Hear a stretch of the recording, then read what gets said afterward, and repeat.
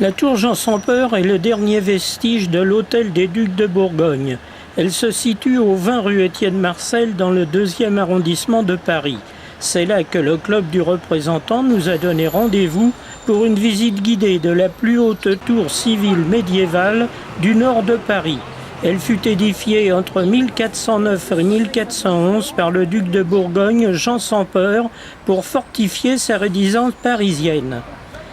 Avant de pénétrer dans le bâtiment, notre guide nous rappelle qu'à l'origine, l'hôtel avait été construit par Robert II d'Artois à la fin du XIIIe siècle, adossé à l'enceinte de Philippe Auguste, et qu'il était devenu l'hôtel de Bourgogne en 1369 à la suite d'une réunion entre les familles d'Artois et de Bourgogne. Une maquette nous restitue l'état des lieux après la construction de la tour.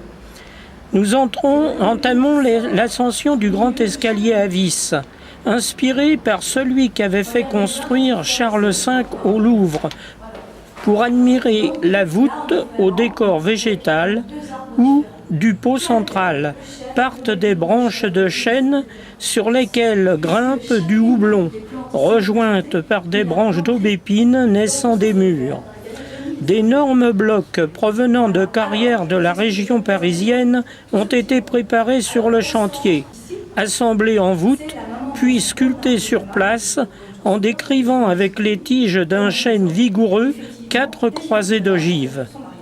Rien de plus bizarre, mais aussi rien de plus élégant que cette ornementation feuillue, que cette vigoureuse végétation de pierre.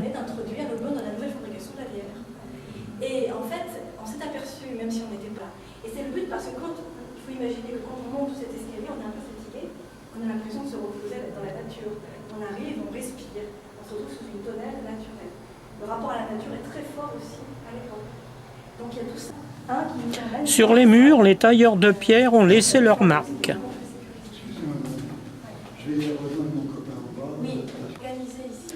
En continuant notre ascension par un escalier beaucoup plus étroit, nous entrons dans la chambre de l'écuyer, pièce qui, pour l'époque, comporte bien des avantages.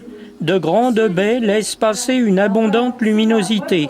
Une cheminée adoucit les rigueurs de l'hiver. Et, comble de luxe, des latrines, les plus anciennes de Paris. Contrairement à celles des époques précédentes, elles ne débouchaient pas sur l'extérieur, mais disposaient d'un conduit dans l'épaisseur du mur, aboutissant à une fosse en sous-sol. Elles étaient chauffées par le revers de la cheminée de la chambre.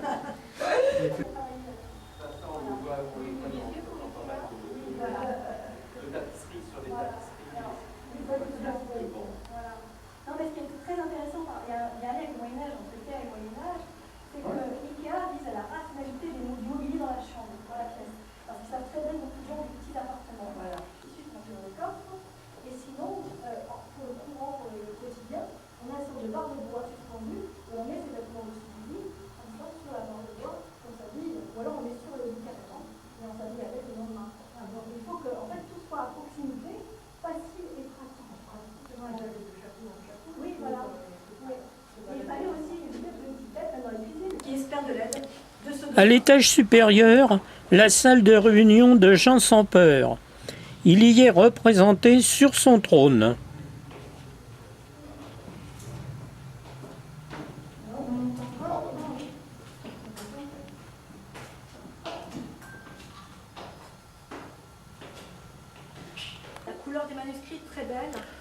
Enfin, nous atteignons les combles, dont la charpente est d'origine, et où sont exposés les costumes reconstitués de Charles le Téméraire, de Philippe le Bon, orné de la toison d'or, et de Philippe le Hardi.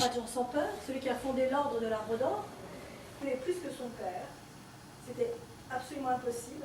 Philippe le Bon avait acquis tous les territoires possibles en Europe. Lui voulait plus, il voulait pratiquement créer la Lotharingie. Enfin, comme pour les autres, c'est la succession d'empereur du Saint-Empire romain germanique, Maximilien de Habsbourg.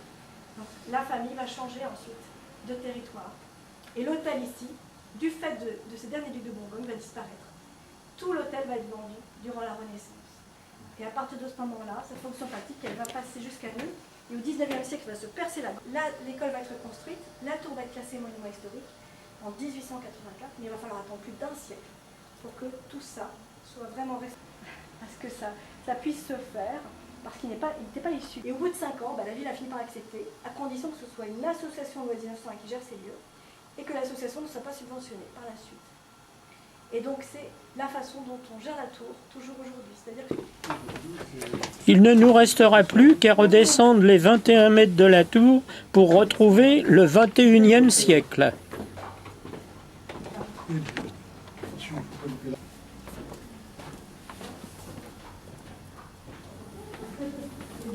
est en train de nous photographier dessus de la tête.